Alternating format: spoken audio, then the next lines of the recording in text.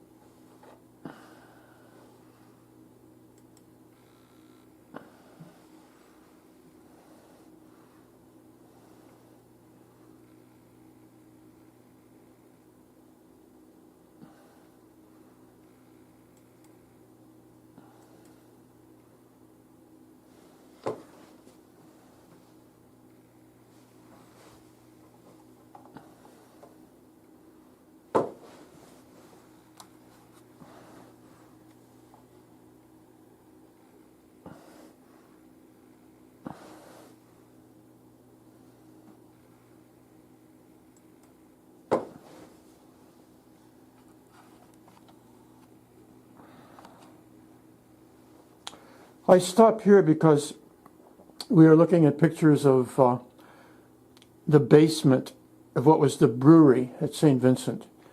I recorded these not too long before the place was demolished. This really wonderful old stonework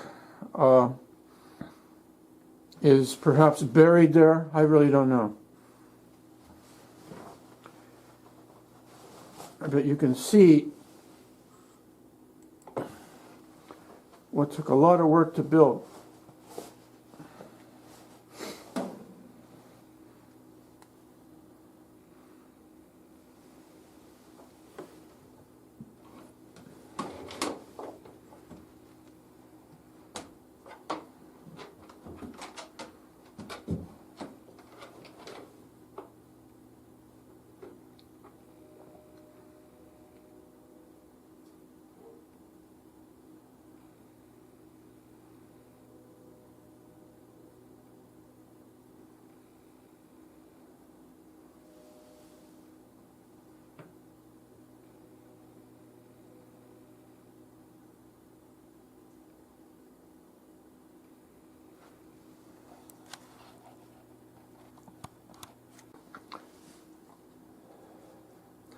This man was Louis Chang. He lived at Saint Vincent as an artist in residence. He came from Korea and lived a very long, useful, and worthwhile life. He was an artist that I learned with, I worked with. His dates were 1901 to 2001.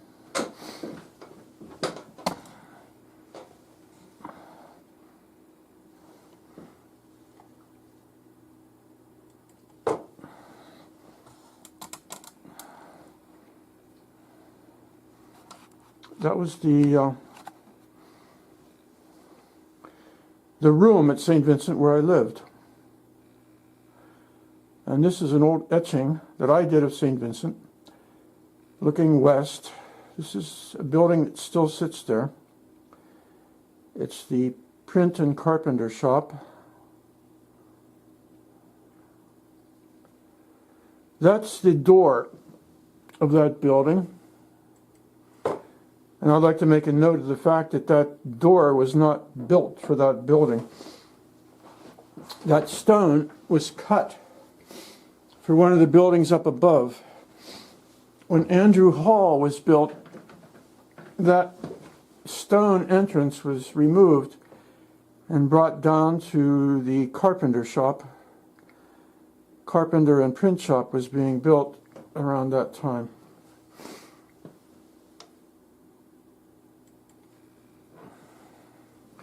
This is a building where I worked once upon a time when I lived at Saint Vincent. I worked at the machine shop, which was in the first floor of that building. And that's the boiler house, which still sits there behind that building. Leander Hall sits up on the hill. It was in December when I photographed these things. And you can see the Christmas decorations that are up. It was in the early 1960s when those rings were put on the top of the boiler stack there.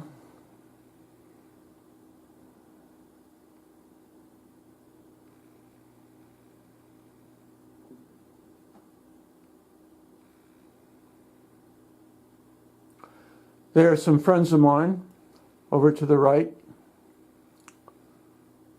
And that's the car I arrived in.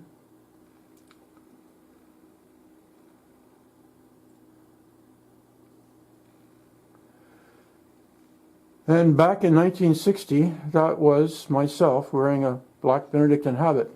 That's the old Tuttle house, which sat on top of the foundations of the brewery.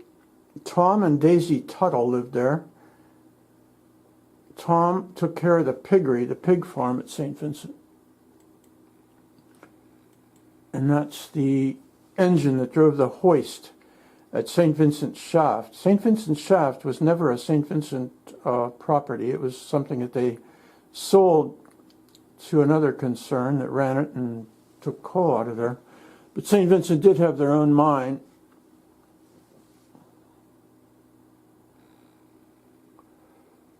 This was around 1974. That's an etching I did of the boiler house with a couple friends of mine. The print carpenter shop, also several friends of mine standing out front. An old oil painting I did of the place. Now this here, you can see,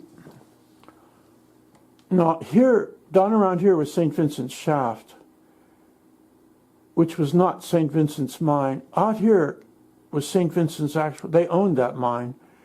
It was a very crude and rustic type of outfit. It had mules that pulled the coal out of the mine, and fellows who worked there that looked like something from the Depression era. Right over here is St. Vincent itself.